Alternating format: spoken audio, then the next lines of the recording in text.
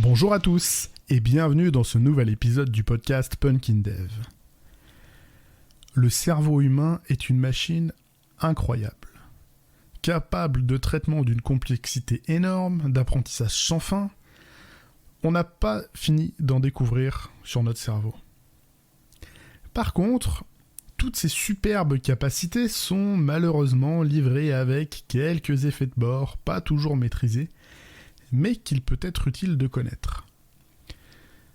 Je vous avais parlé, dans l'épisode 12, autopromo, de biais cognitifs appliqués au dev. Essayons aujourd'hui d'élargir un petit peu la thématique. Et commençons par essayer de redéfinir nos termes. La charge cognitive, de quoi on parle ?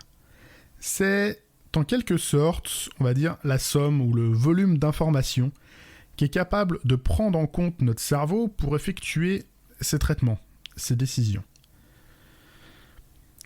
Par exemple, sur une opération arithmétique, on va avoir que 3 informations, les 2 nombres et puis l'opérateur.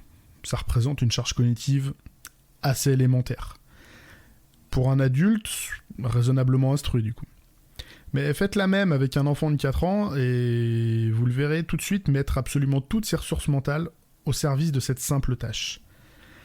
La charge cognitive, c'est pas une notion fixe. Elle varie d'une personne à l'autre, et elle va même évoluer pour un même individu au gré de son âge, de ses apprentissages. Pour des tâches répétées, notre cerveau va mettre en place, on va dire, des genres de dérivations ou de sous-systèmes spécialisés qui vont être capables de répondre plus efficacement. C'est même ça qu'on appelle l'apprentissage. Mais pour en revenir à notre activité, le dev, c'est une tâche complexe et au final assez peu répétitive. Dès qu'on est sorti des premières briques d'apprentissage d'un langage ou d'un framework, on ne recode que très très rarement 2 fois la même chose. On est sans cesse abreuvé de nouvelles informations et de nouveaux éléments de problématiques à prendre en compte. C'est même à mon sens, je dirais, tout ce qui fait l'intérêt de ce métier. Mais ça, c'est mon avis. Quoi qu'il en soit, à chaque instant de l'activité du dev, on doit prendre en compte énormément d'informations, de besoins, de contraintes aussi. Et comme je l'expliquais un peu plus tôt, il y a une limite à ce qu'on est capable de prendre comme information entrante. Que ça nous plaise ou non, d'ailleurs. Pour cette raison, je pense qu'il est de bon ton de prendre garde à ne pas s'ajouter des éléments superflus qui pourraient venir au mieux nous déconcentrer, au pire nous amener à faire de mauvais choix de conception. C'est en ça qu'une approche type TDD peut nous permettre de rester concentrés sur des tâches simples, sans se surcharger. Mais même avec une bonne approche de ce type-là, on peut quand même se retrouver submergé avec trop de contraintes, qu'elles soient métier ou techniques. Il apparaît alors à ce moment-là nécessaire de se simplifier la vie, en se réduisant le nombre de questions que le cerveau a à se poser en permanence. Et pour ça, je trouve que DDD nous propose déjà des choses intéressantes, juste avec le concept de Ubiquitous Language. C'est un langage partagé, commun à tous, du business jusqu'au code. Une fois connu, ce jargon, tout ce langage, il va se retrouver dans le code, et sa lecture en sera grandement simplifiée.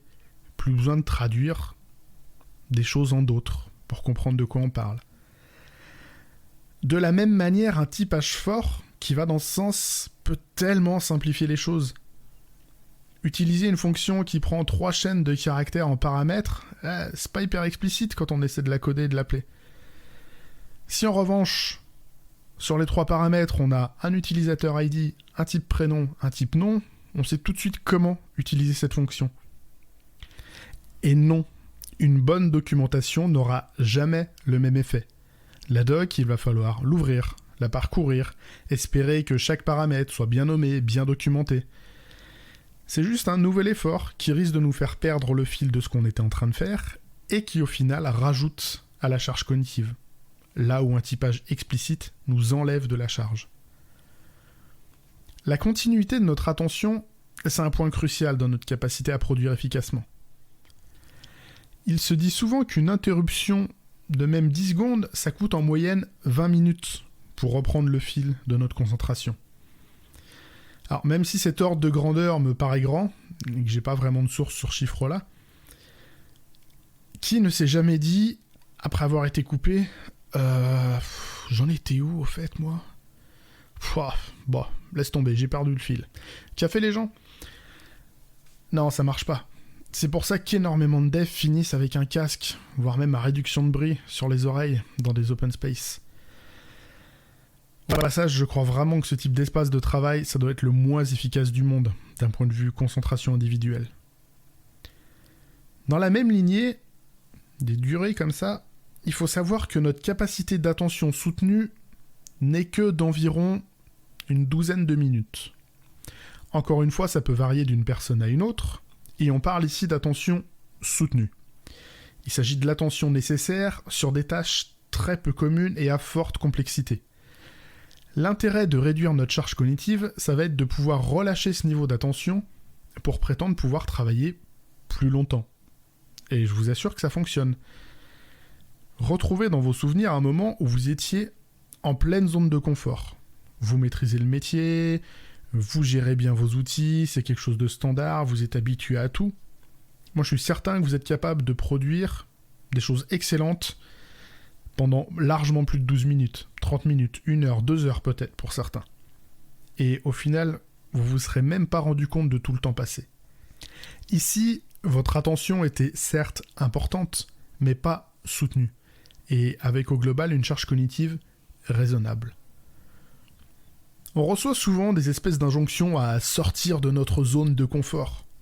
Alors cet exercice, ça présente un intérêt principal, le fait de sortir de sa zone de confort, c'est de pouvoir y revenir, mais armé d'une nouvelle expérience.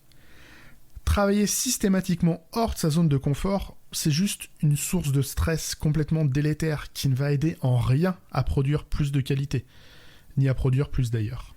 Le fait de sortir de cette zone de confort, ça met notre cerveau en situation de stress, puisqu'il nous faut compter avec de nouveaux entrants auxquels le cerveau n'est pas encore habitué.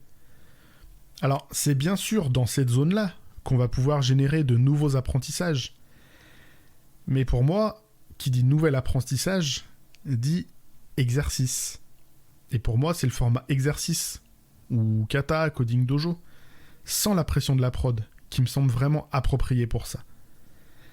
La transposition de ce qui aura été appris à côté d'un contexte de prod se fera beaucoup plus simplement. Pour faire un parallèle très actuel, le kata, c'est un peu le vaccin des problématiques de code. En pleine pression de livraison, ajoutez une contrainte trop forte à votre cerveau, et vous allez prendre des sueurs froides, perdre toute partie de vos moyens, et au final, livrer du code dégradé. Comme si vous chopez un virus sans avoir été vacciné. Par contre, si vous avez été vacciné à cette problématique pendant un kata, au moment d'aborder de nouveau ce problème dans un contexte professionnel, un contexte de prod, votre cerveau il saura le traiter. Et il aura juste à gérer une adaptation à prendre en charge. Et vous aurez grandement réduit votre charge cognitive. Et vous aurez proportionnellement augmenté votre niveau de bien-être ainsi que la qualité de code produit. Mais comme l'immunité, et plus encore que l'immunité, la connaissance, ça s'entretient. N'oubliez pas régulièrement de faire quelques piqûres de rappel. C'est sur cette métaphore complètement pétée que se termine cet épisode.